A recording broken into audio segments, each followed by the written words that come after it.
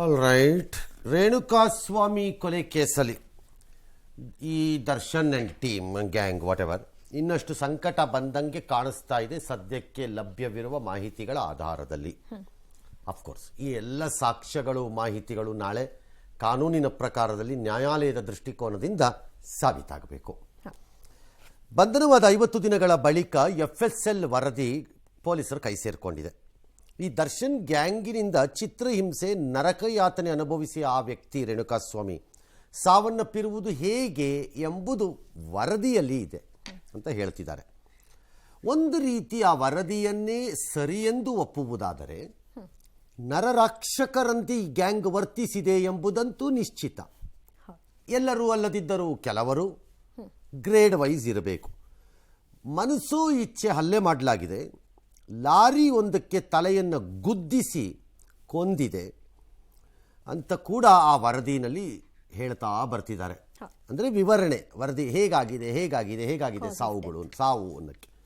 ಈ ಮಧ್ಯೆ ಯಾರೋ ನಟ ಯಶಸ್ಸು ಸೂರ್ಯ ಅವರಿಂದಲೂ ಕೋರ್ಟ್ ಮುಂದೆ 164ನಲ್ಲಿ ಹೇಳಿಕೆಯನ್ನು ಪೊಲೀಸರು ಕೊಡಿಸಿದ್ದಾರೆ. ಸರಿ, ಅದೇನೊಂದು ಹೇಳಿಕೆ ಕೊಡಿಸಿದ್ದಾರೆ, ಅದು ಕೊಡಿಸ್ಲಿ ನೋಡೋಣ.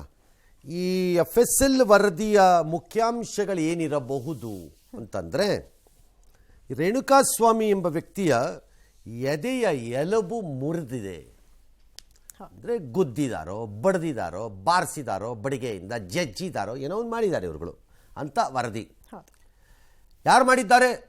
ಗ್ಯಾಂಗ್ನಲ್ಲಿರುವ ಯಾರು ಬೇಕಾದರೂ ಮಾಡಿರಬಹುದು, ಬಟ್ ಯಾರೋ ಒಬ್ಬರು ಮಾಡಿರಬೇಕು, ಅಷ್ಟು ಮಾತ್ರ ನಿಜ. ಬೆನ್ನು ಮೂಳೆಗೆ ಹಾನಿಯಾಗಿದೆ. ಬೆನ್ನು ಮೂಳೆಗೆ ಓಕೆ, ಶ್ವಾಸಕೋಶಕ್ಕೆ ಒಂದು ಮೊಳೆ ಚುಚ್ಕೊಂಡಿದೆ ಅಂತಾರೆ. That's amazing. ಇದು ತಲೆಗೆ ಗಂಭೀರ ಗಾಯ, ಮೆದುಳಿನಲ್ಲಿ ರಕ್ತಸ್ರಾವ, ವೃಷಣದಲ್ಲಿ ರಕ್ತಸ್ರಾವ, ಮೊಣಕಾಲು ಮುರಿತ. ಇದೆಲ್ಲ ಆದಾಗ ಯಾರಾದರೂ ಬದುಕಿದ್ದರೆ ಅವನು ಮನುಷ್ಯನಲ್ಲ. ಇಷ್ಟೆಲ್ಲ ಆದ ಮೇಲೆ ಅವನು ಬದುಕಿದ್ದರೆ ಅವನು ಮನುಷ್ಯನಲ್ಲ. ಒಂದು ವೇಳೆ ಬದುಕಿದ್ದಿದ್ರೂ ಪ್ರಯೋಜನವಿಲ್ಲ. ಅಷ್ಟು ಡ್ಯಾಮೇಜ್ ಆಗೋಗಿದೆ ಅದು ಬಾಡಿ. ದರ್ಶನ್ ಅವರ ಮೇಲೆ ಬಟ್ಟೆ ಮೇಲೆ ರೇಣುಕಾಸ್ವಾಮಿ ರಕ್ತದ ಕಲೆ ಇದೆ ಎಂಬುದು ವರದಿಯ ಒಂದು ಭಾಗ. ಪ್ಯಾಂಟ್ ಮೇಲೆ ಚಿಮ್ಮಿದ ರೀತಿಯಲ್ಲಿ ರಕ್ತದ ಕಲೆ ಪತ್ತೆಯಾಗಿದೆ. ಹಲ್ಲೆಗೆ ಬಳಸಿರಬಹುದಾದ ಲಾಠಿ, ದೊಣ್ಣೆ, ಬೆಲ್ಟು ಅಲ್ಲೆಲ್ಲ ರಕ್ತದ ಕಲೆ ಇದೆ. ಯಾರದ್ದು? ಮೃತನ ಕಲೆ, ಮೃತಂದು. ಈ ಗ್ಯಾಂಗಿನ ಮೊಬೈಲು, CCTV, DVRಗಳನ್ನೆಲ್ಲ ರಿಟ್ರೈವ್ ಮಾಡ್ಕೊಂಡಿದ್ದಾರೆ. ಕೆಲವನ್ನ ಡಿಲೀಟ್ ಮಾಡಲಾಗಿತ್ತು, ವಿಡಿಯೋ ಸಂದೇಶಗಳು, ಮತ್ತು ಕೆಲವನ್ನೆಲ್ಲ ಯಾರು ತಂತ್ರಜ್ಞರನ್ನ ಕರೆಸಿ ತೆಗೆಸಿದ್ರಂತೆ. ಬಟ್ ಎಲ್ಲ ರಿವರ್ಸ್ ಮೆಥಡಲ್ಲಿ ಮತ್ತೆ ರಿಟ್ರೈವ್ ಆಗೋಗಿದೆ.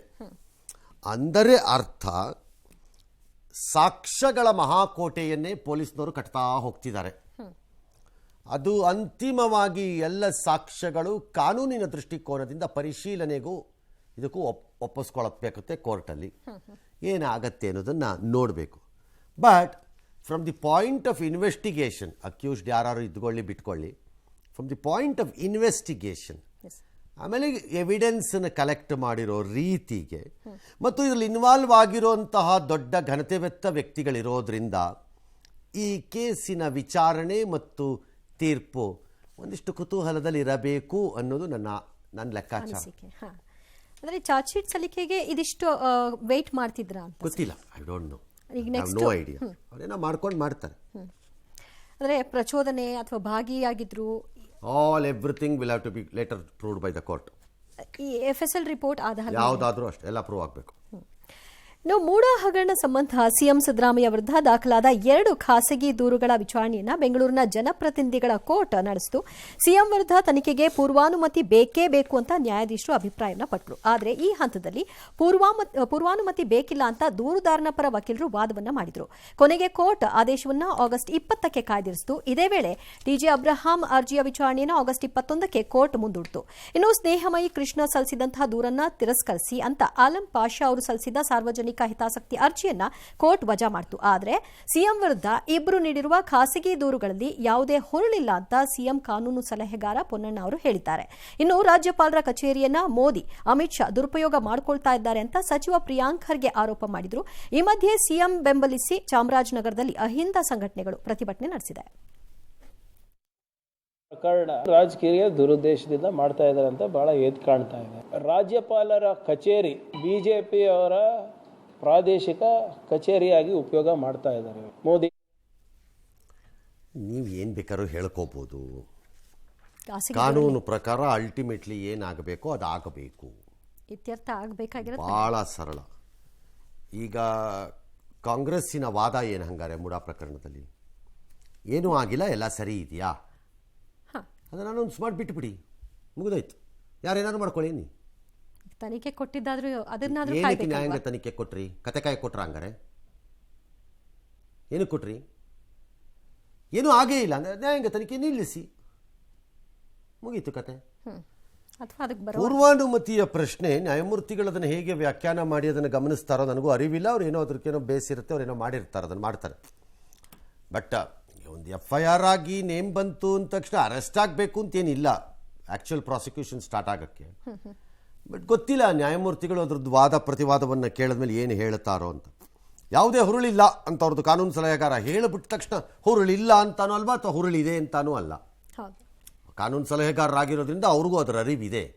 ಅವರು ಅವರ ಕಕ್ಷಿದಾರನೋ ಅಥವಾ ಅವರ ಸರ್ಕಾರದ ಕಾನೂನು ಸಲಹೆಗಾರರಾಗೋದ್ರಿಂದ ಅದು ಹುರುಳಿಲ್ಲ ಅಂತಲೇ ಹೇಳಬೇಕು. ಹೌದು, ವಿಪರೀತವಾಗಿ ಇದ್ರಲ್ಲಿ ಸಿಕ್ಕಾಕೊಂಡ್ಬಿಟ್ಟಿದ್ದೀವಿ ಅಂತ ಹೇಳೋಕ್ಕಾಗತ್ತ ಅವರು? ಅಷ್ಟೇ. ಮುಂದಕ್ಕೆ ನೋಡೋಣ. Let us see what the court will do. ಈ ಎಲ್ಲದ ಆತಂಕದ ನಡುವೆ ಕಾಂಗ್ರೆಸ್ನಲ್ಲಿ ಇವತ್ತು ಸಭೆಯನ್ನು ಡೆಲ್ಲಿನಲ್ಲಿ ಮಾಡಿದ್ದಾರೆ. ಒಂದು ಖರ್ಗೆ ಅವರ ನೇತೃತ್ವದಲ್ಲಿ, ಆಬ್ವಿಯಸ್ಲಿ ಅಧ್ಯಕ್ಷರ ನೇತೃತ್ವದಲ್ಲಿ ಎಲ್ಲ ರಾಜ್ಯಗಳ ಕಾಂಗ್ರೆಸ್ ಘಟಕದ ಅಧ್ಯಕ್ಷರೆಲ್ಲ ಭಾಗವಹಿಸಿದ್ರು.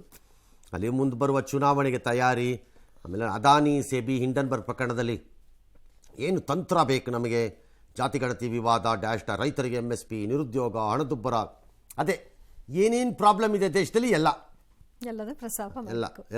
ತಗೊಳ್ಳಿ ಅಂತ ಹೇಳಿಬಿಟ್ಟಿದ್ದಾರೆ.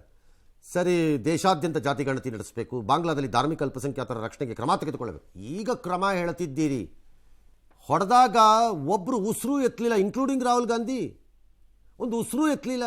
ಇದನ್ನು ಖಂಡಿಸ್ತೀವಿ. ಹಿಂದೂ ಅಂತ ಯಾಕೆ ಹೆಸರು ಬಳಸಿದ್ರಿ ಅಂತ ಕೇಳಿದವನಿಗೆ ಕಪಾಳ ಕುಡಿಬೇಕಾಗಿತ್ತು ಅವತ್ತಂಗಾರೆ, ಹೊಡಿಬೇಕಿತ್ತು ಅವನು ಕಪಾಳಕ್ಕೂ ಒಂದನ್ನು. ಹಿಂದೂ ಅಂತ ಯಾಕೆ ಬಳಸಿದ್ರಿ ಅಂತ ಏನು ಕತೆಗಳನ್ನು ಬಳಸ್ಬೇಕಾಗಿತ್ತು ಹಂಗಾರೆ? ಆಗಿದೆ, ಅವ್ರಿಗಾಗಿದೆ.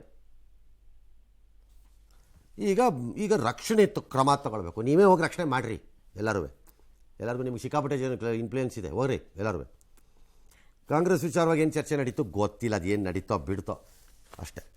ಹಿಂಡನ್ಬರ್ಗ್ ಸೆಬಿ ವಿಷಯದಲ್ಲಿ ತಪ್ಪ ಒಂದು ಪೊಲಿಟಿಕಲ್ ಪಾರ್ಟಿಯಾಗಿ ನೀವೇನು ಬೇಕಾದ್ರೂ ಡಿಮ್ಯಾಂಡ್ ಮಾಡ್ಕೊಳ್ಳಿ, that's a different issue, we will see, ಅದು ಆಮೇಲೆ ನೋಡ್ತಾರೆ ಅಷ್ಟೇ.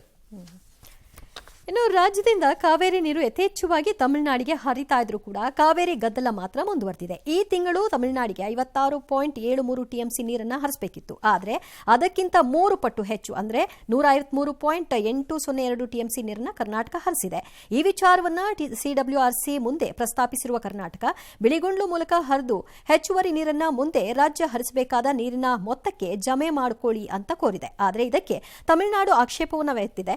ಬಿಳಿಗುಂಡ್ಲು ಮೂಲಕ ಹರಿದ ನೀರಿನ ಪ್ರಮಾಣವು ಕರ್ನಾಟಕದ ಜಲಾಶಯಗಳನ್ನ ಹೆಚ್ಚುವರಿ ನೀರಿನ ಪ್ರಮಾಣ ಆಗಿದೆ. ಈ ಕಾರಣಕ್ಕೆ ಕರ್ನಾಟಕ ತನ್ನ ಜಲಾಶಯಗಳನ್ನು ತುಂಬಿದಂತಹ ನಂತರವಷ್ಟೇ ನೀರನ್ನು ಹರಿಸಬೇಕಾಗಿದೆ. ಕಾವೇರಿ ನ್ಯಾಯಾಧೀಕರಣದ ಆದೇಶದಂತೆ 1 ವಾರದಲ್ಲಿ ಹರಿಸಬೇಕಾದ ನೀರಿನ ಪ್ರಮಾಣದಲ್ಲಿ ಕೊರತೆ ಉಂಟಾದಲ್ಲಿ ಅದನ್ನು ಬರುವಂತಹ ವಾರಗಳಲ್ಲಿ ಹರಿಸಬೇಕು ಅನ್ನೋದನ್ನ ವಾದ ಮಾಡಿದ್ದಾರೆ. ಅವರು 1000 ವಾದ ಮಾಡ್ಬೋದು, ನಾವು ಅದಕ್ಕೆ 1000 ಪ್ರತಿವಾದವನ್ನು ಮಾಡಬೇಕು. ಬ್ರದರ್ ಇರಿಗೇಷನ್ ಮಿನಿಸ್ಟ್ರು ಮೇಕೆದಾಟಿಗೆ ಪಾದಯಾತ್ರೆ ಮಾಡಿದ್ರಲ್ಲ, ಮೇಕೆದಾಟಿ ನಮ್ಮ ಮನೆ ಹಾಳಾಗೋಗ್ಲಿ, ಅದಾಗತ್ತೋ ಬಿಡುತ್ತೋ ನೋಡ್ಕೊಳ್ಳೋಣ. ಇದನ್ನಾದರೂ ಕೇಳೋಕ್ಕಾಗತ್ತಾ ನಿಮ್ಮ ಕೈಯಲ್ಲಿ? ಅಂದರೆ ಹೆಚ್ಚುವರಿ ನೀರು ಹೋದ್ರೆ ಅದೇನು ವಿಷಾನ? ನೀರಲ್ವಾ ಅದು? ನಮ್ಮ ಡ್ಯಾಮ್ ತುಂಬಿಬಿಟ್ಟು ಹೋದ್ರೇನು, ತುಂಬದೇ ಹೋದ್ರೇನು, ಎಲ್ಲ ಒಂದೇ ತಾನೆ. ನೀರೇ ತಾನೆ, ಅದರೇನು ದೊಡ್ಡ ವ್ಯತ್ಯಾಸ ಆಗ್ಲಿಕ್ಕಾಗಲ್ವಲ್ಲ. ಹೋಗಲಿ, ಹಾಳಾಗಿ ಹೋಗಲಿ. ಈ ರೀತಿ ಭಾರಿ ಪ್ರವಾಹಗಳು ಬಂದು ಹೆಚ್ಚುವರಿ ನೀರು ಬಂತು, ನಾವು ಬಿಟ್ವಿ, ಅವ್ರಿಗೂ ಹಿಡ್ಕೊಳ್ಳೋಕೆ ಜಾಗ ಇರಲಿಲ್ಲ, ಅಲ್ಲಿ ಮೆಟ್ಟೂರಿಂದ ಬಿಟ್ಬಿಟ್ರು ಅಂತಲೇ ಇಟ್ಕೊಳ್ಳೋಣ. ಅದಕ್ಕೆ ಕೇಳ್ತಿರೋದೇನು, ಕತ್ತೆ ಕಾಯ್ತಾ ಇದ್ದೀರಾ ತಮಿಳ್ನಾಡಿನಲ್ಲಿ? ಅದಕ್ಕೊಂದು ಮೇಕೆದಾಟು ಡ್ಯಾಮ್ ಬ್ಯಾಲೆನ್ಸಿಂಗ್ ರಿಸರ್ವಾಯರ್ ಥರ ಒಂದು ಮಾಡಿಕೊಂಡ್ರೆ ನೀರು ಸ್ಟೋರ್ ಆಗಲ್ವಾ? ಅದೂ ಬೇಡ, ನಮ್ಮ ಡ್ಯಾಮಿಂದ ನೀರನ್ನೂ ಕೊಟ್ಬಿಡ್ಬೇಕು ನಿಮಗೆ. ವಾರದಿಂದ ವಾರಕ್ಕೆ ಕೊಡೋಕ್ಕೆ ನಿಮ್ಮ ಮನೆ ತೊಟ್ಟಿನ ಇದು ಕೇಳಬೇಕು ಯಾರು? This issue has to be fought both politically, emotionally, legally.